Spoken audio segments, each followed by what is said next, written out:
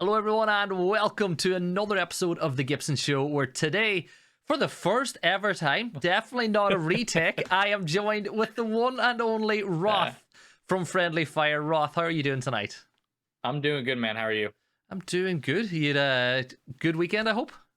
I actually had a blast. I'm a huge Miami Dolphins fan, and they actually managed to clinch a spot in the playoffs this weekend, which was nice. Even though our quarterback were on like our third string quarterback, but that was a fun time. Even though it was a terrible game. Look, I'm a Giants fan, and we made the playoffs too. Miracles do happen. But no, I suppose first off, be difficult to start this interview without saying a massive congratulations to you and your fiance again. You know, a couple of weeks to go, and hopefully one of the happiest days of your life to come up. So from the community, we'd like to wish you and your fiance all the best and health and happiness together for the rest of your lives. Thank you so much, man. I appreciate it. Hopefully it is the best day. Hopefully there's nothing that goes wrong. Okay, and so I'm sure even if something goes wrong, we'll have a blast. We usually find a good way to make the best out of terrible situations. So if you won PGC, where would it rank to get married? Where would you? Where would we like to get married if we won PGC? If you won PGC for the happiest day of your life, where would that rank in relation to your upcoming win? It would still be getting married. These things like PGC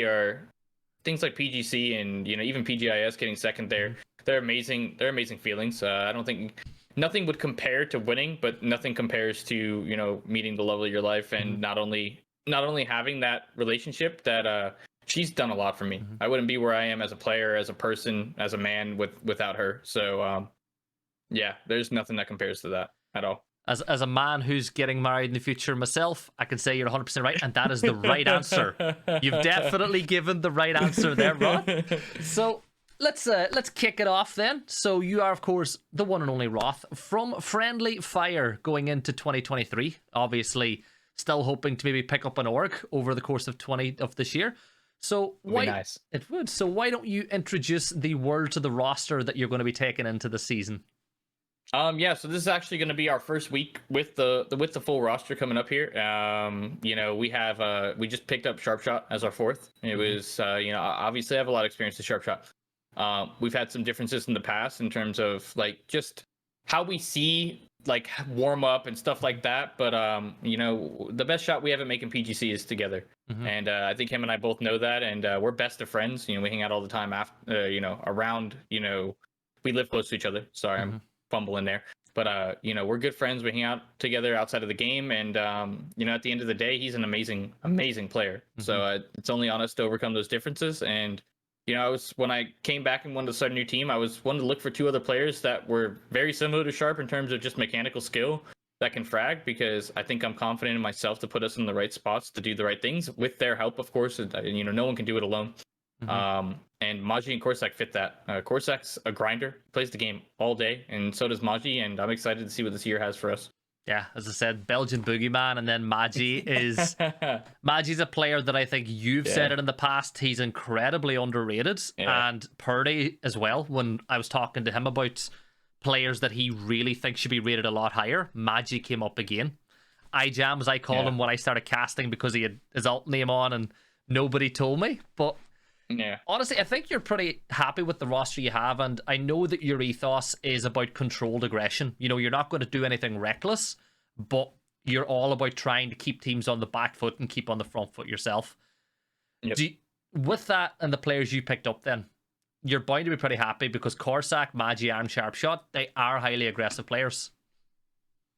100%. Yeah, I think, we obviously had the discussion that never happened before, but when we talked about that, it's the same. It's I'm super aggressive. I'm always going to be aggressive. Now there's a balance that I need to find to be more consistent, and I understand that, and I will. It's my job, and I will do it to the best of my ability this year, because I want to be back.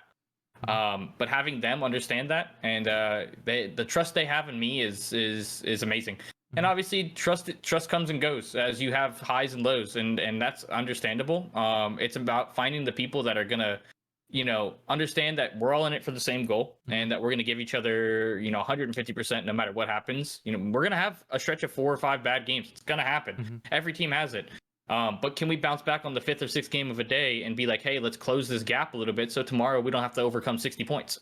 That's what it's about. And I've been in that situation a lot. I'm always clawing back in, and I want to be the front runner. Yeah. And I think these guys can help me do that.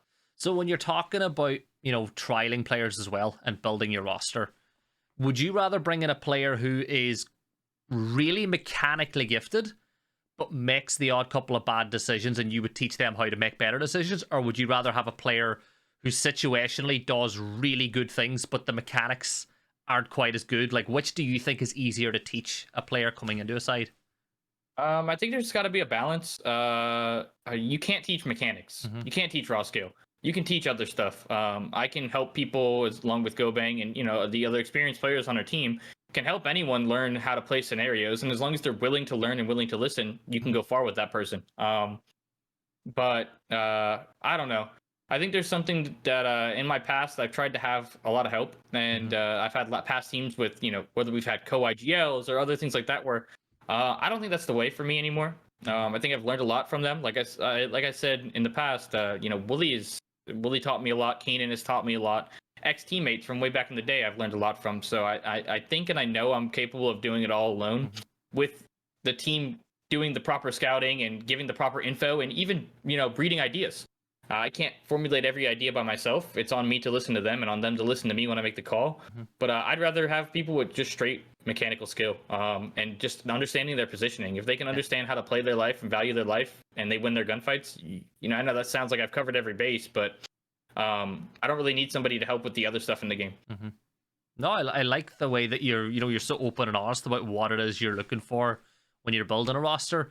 So let's rewind now and we'll talk a bit about your career, because you've had a very good career and you're very close to having had a great career. You have a couple of things that I'm sure if you could go back and do things differently, you would. You look back, PGI.S, you were this close. Let's be honest. I know it's hard to be honest sometimes, but what was it like sitting on the stage, having come second and seeing the trophy being lifted by another NA team? Because I'm sure the emotions are a little mixed, because yes, you just came second in a major tournament, but you were this close to being a world champion. Yeah, it's a lot of mixed emotions. For me, had we not have done well at PGI.S, I probably wouldn't be playing still today. I just hadn't had the success. You can't really sustain bills and a life that way if you don't find ways to actually succeed in PUBG. And so that was obviously very emotional for me after. A lot of people things people don't see is like just the breakdown of like, holy shit, I accomplished something. Now I wasn't happy because in that moment, it's hard to watch somebody else hold a trophy when you're the runner up. You're right there. So it's motivating. It's something that has given me this drive to make it back. So obviously last year hurt really bad, not even making it. The year before, obviously we got 16th, so that one hurt because I had made it to the grand finals with the team with SSG, and I thought we were playing really well, and we just we fell flat for a lot of different reasons. So I thought we would come back the next year stronger, and we didn't even qualify. So I'm insanely motivated. Before my career's over, I want to win. I want to win a lot. There's a lot of events left. There's a lot of PUBG left. So I'm excited to get out and show everybody what this team's capable of, and myself. There's been a lot of doubt and questions around. I read and watch chat the same way everyone else does. With my IGLing and whether I'm good enough or whether I'm holding a team back. And I know what I'm capable of, and everyone else just they better watch out because I'm pissed this year. So I'm excited. We had a chat last year before the season kicked off when you're on the Bing Bang Boom roster. So for anyone who doesn't know, I started casting in the NA scene about a year ago, and Roth and Purdy and a few other guys helped me a lot. We had a talk about the region and your team, and I think I was as disappointed as you were with how last year went for you guys, because it was a very exciting roster, but as you're more than aware, you can put 4 incredible players together who are really good friends, but sometimes on the server it just doesn't quite play out the way you want it to. Yeah, I mean it's hard, man. We're still, like I said, we're still best of friends. They're all coming to my wedding. But sometimes you just don't work out. You gain differences when adversity hits. How do you handle it as teammates, not as friends? Because as friends, it's fine. You can have a conversation, but how do you handle it in the moment? How do you draw that line of trust? How do you continue to trust each other? It's a lot of things that you have to overcome. And that's why every team I start, I try to start it with saying I want to build a family. Because I think families have to trust each other, and families have to have that layer of, you're going to have bad days. And when you're in a family, like, even in a relationship, you with your fiance, me with mine, not every day is easy. You don't wake up every day and have it's not like you don't argue. You argue, you have fights, but how do you handle it? How do you bounce back the next day, or how do you take care of that person when they're at their lowest? And that's no different in a teammate. Your teammate has to be a brother. It has to be a family member. And if they're not, then you're going to fail. Yeah. So since Sonics won that PGI.S, and over the time since, we've seen a real power shift internationally with different regions stepping up to the plate. We had, the while where APAC were incredibly strong. And then last year, EU, Navi came and won it. And I know a lot of people out there were delighted for Navi, seeing the likes of Uber win it. Nobody was annoyed that Navi won, because people were glad that they say they deserved it for the career they had. Why do you think NA has not been as powerful as maybe as it was in the past? Is it a change in meta? Is it, a preparation thing? Is it a thing where confidence levels are too high going into tournaments? What do you think the reason is behind NA's little lull in form? I think there's a mix. You can only speak about the certain ones that always make it there. I think for some teams, like, there's a little bit of I wouldn't say inexperience, but like Wildcard this year, that was one of their first events. Obviously, Adam Dids has been there multiple times. So has Cow. But with Greg Shot and Nikos, I'm pretty sure was their first like big international event. So that's a lot. You got to learn how to play different scenarios and how to handle different emotions. With the Sonics, I think they weren't really the most prepared, especially watching that video that they posted. And I'm not in their team. I'm not in their organization. I don't really want to speak too much on it, because that would be very naive of me. But I can only take what I see and what I hear. And I think that for NA as a whole, you can kind of lump a lot of it to confidence. We don't seem the most confident region, and I don't know why that is. I don't know what that comes from, but I'm a firm believer that you have to just speak confidence. You have to wake up every day, and that's something that my fiance taught me. I hate to bring it up all the time, but it is just true. You have to speak out what you want into the world. You have to wake up every day and you have to talk. You have to talk it up. If you don't sit there and say, I'm going to win today, you're going to lose. Yeah. If you don't wake up every time, if you don't take every gunfight you take with the idea that you're better than that person you're fighting, you're going to lose. You can't play on your back foot. You can't do anything on your back foot. And it seems like sometimes we're a little hesitant at Worlds. And that's why, it is something that, and I'm not trying to talk about myself or toot my own horn, but like, I think that with the teams that I brought, at least with Zenith, we were supposed to be last. We were picked to be 32nd at PGI.S, and we got second. And we hated each other. We were not good teammates. We were not good friends. It just is what it is. It's honest. And that's not I don't hate them now. I didn't hate them then. We just didn't get along. But you know what we were? We were confident. And we showed it. And I think that's one big thing about PUBG is hesitation kills. You hesitate for a second, and I think that's something that I'd say APAC are incredible at. They don't hesitate, especially in the early game. If they see the opportunity to win a gunfight and they're confident that they can keep 3 of the 4 players up, they're going to go for it. And I think maybe that's something NA or some of the bigger teams in NA haven't done over the last year. And I know a lot of it had to do with the fact that we had the winner chicken dinner format, which you and I both didn't enjoy. I think... Are you sure you didn't love that? No, I just never thought it was conducive to good PUBG. Especially for a viewer. I know it was even worse for a player, but for a viewer, it has a place. I do like the idea of having the last chance qualifiers in SI, that one day straight shootout. I like that because, you're there for a reason. If you didn't do good enough, well, then you got to win. But I think maybe with things going back to the model that we're at now, we're going to see, NA teams get a little bit better.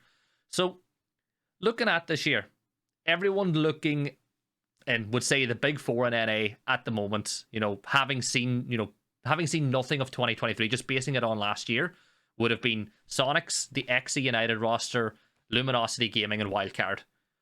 100%. And to be the best team, you got to beat the best. When you're looking at those 4 teams, well, if you don't mind talking about this, are there any strengths and weaknesses of each that you think that your roster could definitely get the better of? Well, actually, before you speak, you did say that one of the weaknesses of Sonics is you've got Tiggleton in your back pocket. This is a quote you give me in the past yourself. You would remember that. Yeah, it is a joke. I It's a running joke between me and like my best friend, and you know, we sit there, and every time I fight Tig, he like makes a joke. He says, "Oh, he's gonna beat you. He's gonna beat you." So we just go back and forth. It's gotta feel good being Tig. It's gotta feel good being the guy everybody talks about, and you know, he deserves that. He puts in the most work out of anybody out there. And like I said, when we, you know, I don't know if we're gonna get back to that, but you know, if there was somebody that I would have a chance to play a day with, just to see how it worked, it would be Tig, 100%. I would love to pick his brain, and just and have that conversation. You know, I'm not one of the Tiggleton fanboys. I'm not going to sit there and hype him up and say he's the best thing in the world, because guess what? The last 2 events, they haven't done anything. And that's not a knock on him. That doesn't fall on one person, but I'm not going to sit there. You know, I want to see it again. I want to see that hunger. I want to see that confidence back from them. And, you know, they're all, you know, from the conversations I've had with most of them, they're all amazing guys. And I wish nothing but the best for them, but I want to beat them. So they can have the second best in the region, because if the question is, what do I think we have on them? Right now, we don't have anything on them. It's just the truth. We haven't shown anything. We haven't proven anything. Sharp and I haven't proven anything. We haven't done anything. And you know, you gotta humble yourself first.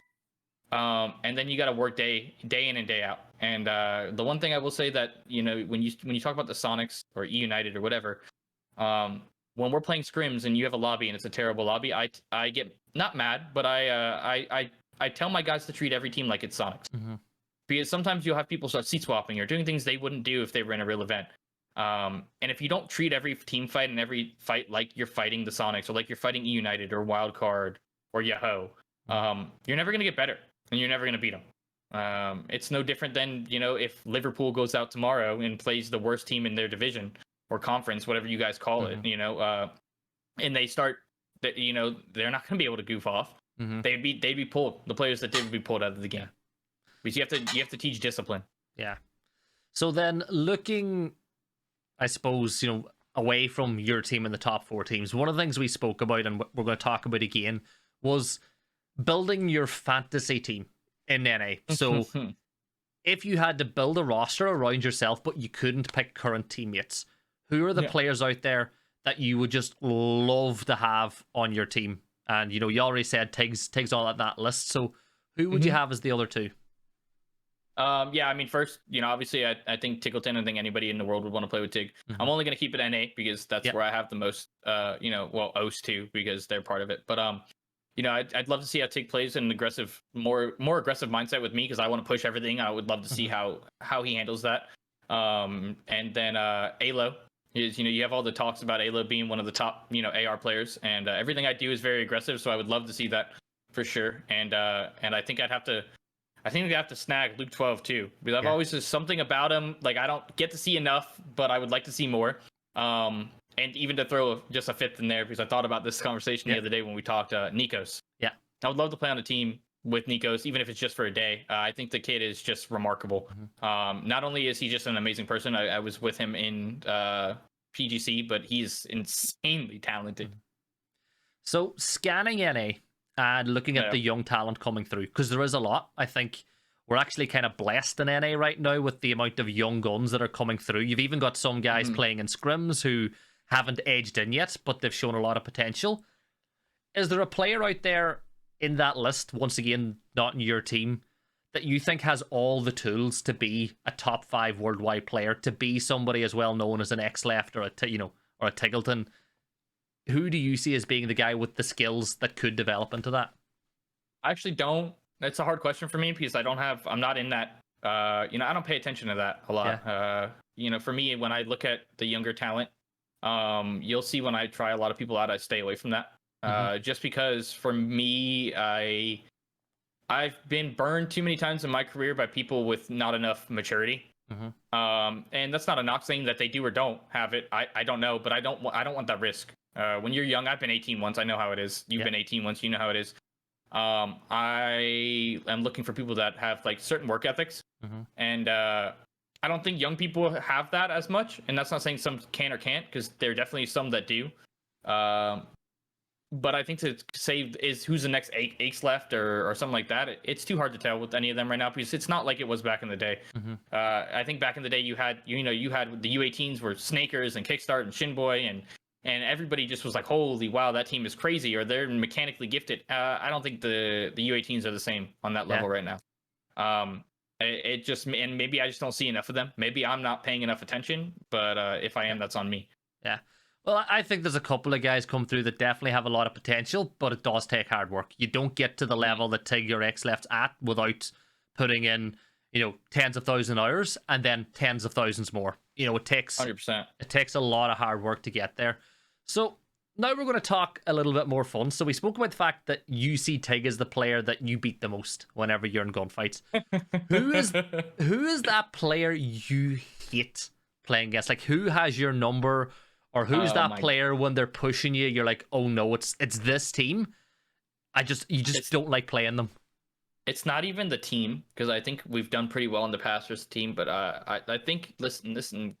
Kick and I have gone back and forth for years, but I think Kickstart's one of them. He's the perfect counterbalance to what I do for his team. Like, I'm super aggressive. I'm going to push 9 times out of 10, trying to find an angle and work an angle. And he's the guy that just sits there waiting for you to do that.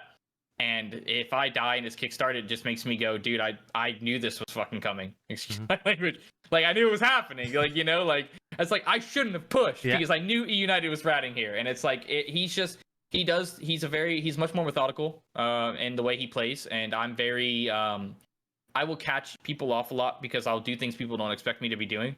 But because he's so methodical and moves so slow, and that's not a knock, that's actually a good thing. He does catch me off a lot. Yeah. And you spoke about the idea of players that are hyper aggressive, and it's what you like. When you play players like that, and I'm going to name drop 2 people in particular, Oldless and Honey Badger, what's it like fighting guys like that? Whenever they do play a very aggressive style like yourself, but there's slight differences in how they go about it. Oh, they go about it way different. Theirs is much more troll than mine is. Mine is somewhat well thought out. All right. However, yeah, they're the most rewarding people to kill in the game. It is what it is. We'll make the call. We'll be pushing. We'll know Oldless is around us somewhere. We'll go watch out for Oldless, and then you look at your rage, and he's crouch walking up your rage, and it's a free kill. And you're like, well, thank you. I appreciate it. But like I've said in the past, I actually love Oldless as a person. And that's not just me saying this because I'm talking to you here or even in an interview. I've said this to a lot of people. I think he's one of the I think he's one of the most misunderstood people.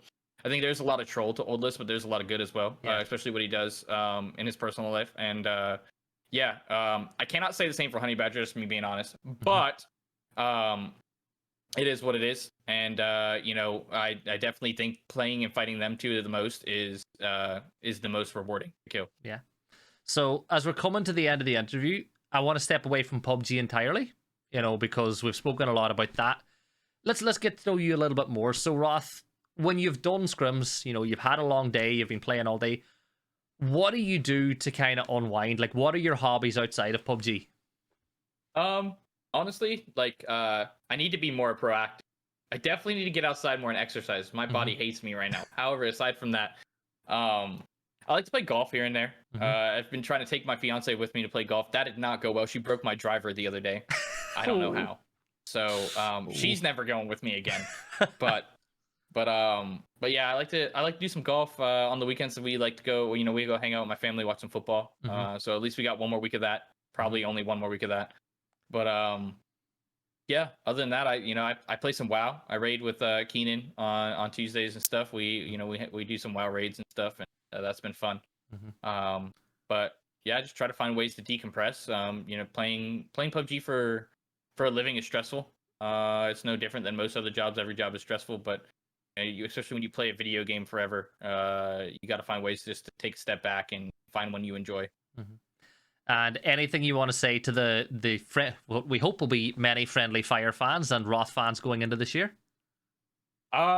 Just the same old man. I appreciate everyone's support. Even through our highs and our lows, everyone has our back. The people that are always in my stream or Sharp stream, and I'm sure Corsax fan, and even Maji's. He doesn't stream a lot, but he seems like he is a guy that has a good support system. So thank you guys for your support. thank you guys for always being there for us and for me. You guys make my life a lot easier, and you make my streams a lot more enjoyable. And thank you to my friends, family as well, and my fiance who just they when I have low days. This day it's not easy, and they keep my head on a swivel, and they keep me humble when I get too high, and they bring me back to earth when I get too low. So And anything you want to say to the other teams in NA ahead of 2023? No, I'd rather let our words speak for that, or our actions on the battleground speak for that. I think that for me, I'm done trying to hype us up and speak. I want to start putting action or putting actions to words, not words to action. So I'm excited, can't wait, and it's going to be a fun year. And to our fans, just expect different this year, expect better. So. A mantra to live by, definitely. Well, Roth, thank you so much for joining me. It's always a pleasure. Guys at home, if you haven't already, please give Roth a follow on Twitter at Roth PUBG, I believe, and it's the same on Twitch where you can find him playing PUBG. I've seen you play Overwatch. Make sure to give some love to the rest of his teammates too, Sharpshot, Corsac, and of course the one and only Magi. Roth, best of luck in 2023. I'll see you very shortly in scrims if you're watching this on the 9th of January. But no, I genuinely mean this. Best of success to you and the team. I have a lot of love for every player on your roster, and I wish you all continued success this year. Yeah, man. Thank you as well, and I appreciate you. I've said it to you a lot, but I'll say it on here. You're one of the few genuine casters that I feel puts a lot of work in, and I hope the best for you in 2023. Thank you. Look, it means a lot. It really does. And look, so for those of you at home, we've done a full interview. The audio has been recorded. We can actually publish it this time. So, look, as I said, best of luck. I'll catch you guys later. And as always, be safe.